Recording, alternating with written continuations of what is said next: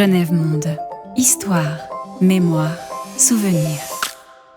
Vous parlez du CICR, c'est très intéressant parce que ça aussi, c'est un gros chapitre de la relation entre Genève et l'Espagne franquiste, notamment en période guerre civile, où là, vous parlez notamment d'un médecin nommé Eni qui fait l'objet d'une histoire un peu rocambolesque où il se fait attaquer. Un chasseur tire sur l'avion qui transporte ce Eni et quelques autres passagers. L'avion est donc endommagé et ce monsieur est blessé. Et le CICR a peut-être pas raconté exactement dans le menu détail ce qui s'est passé. Vous avez fait ce travail d'enquête.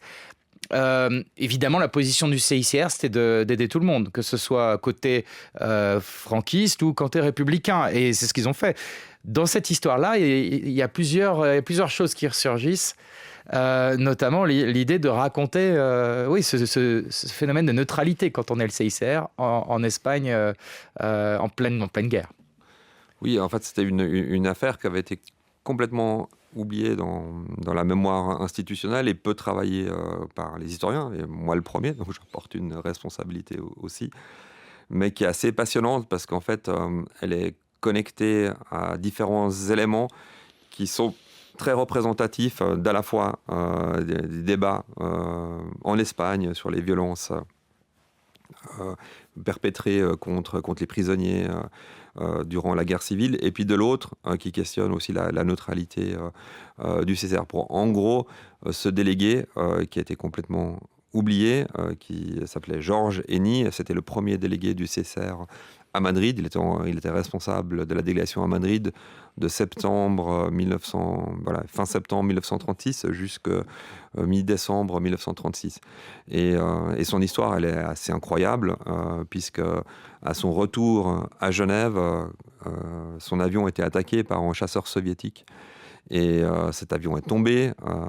Il y a évidemment un grand reporter français qui est mort suite à ses blessures de cet accident, mais lui et une grande partie de l'équipage ont survécu.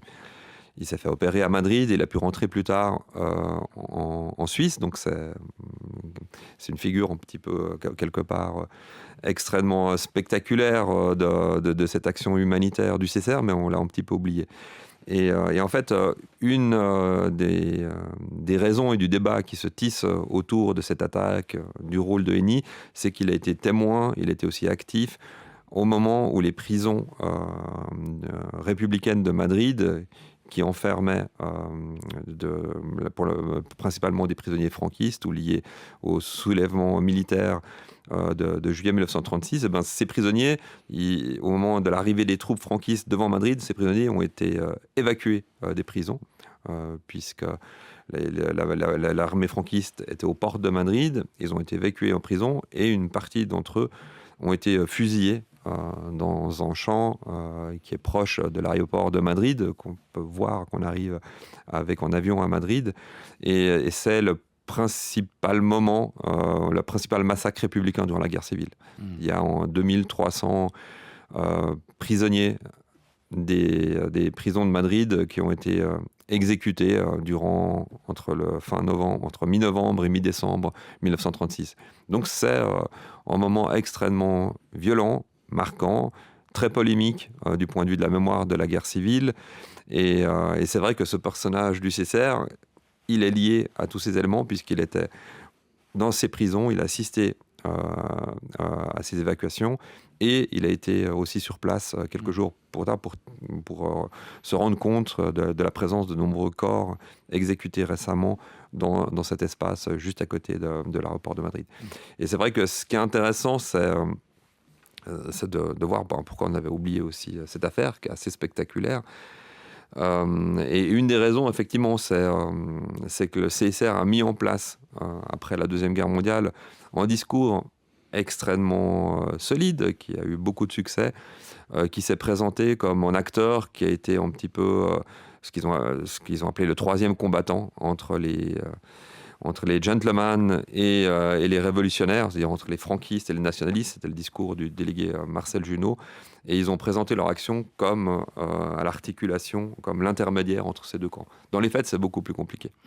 Massacre de Paracuellos. Je crois qu'il y avait 2 endroits, en fait, Oui. Paracuellos et un autre camp Oui, à côté. Ouais. Fernando de Henares, qui est juste Voilà, à côté, juste qui est à à 2 côté. kilomètres.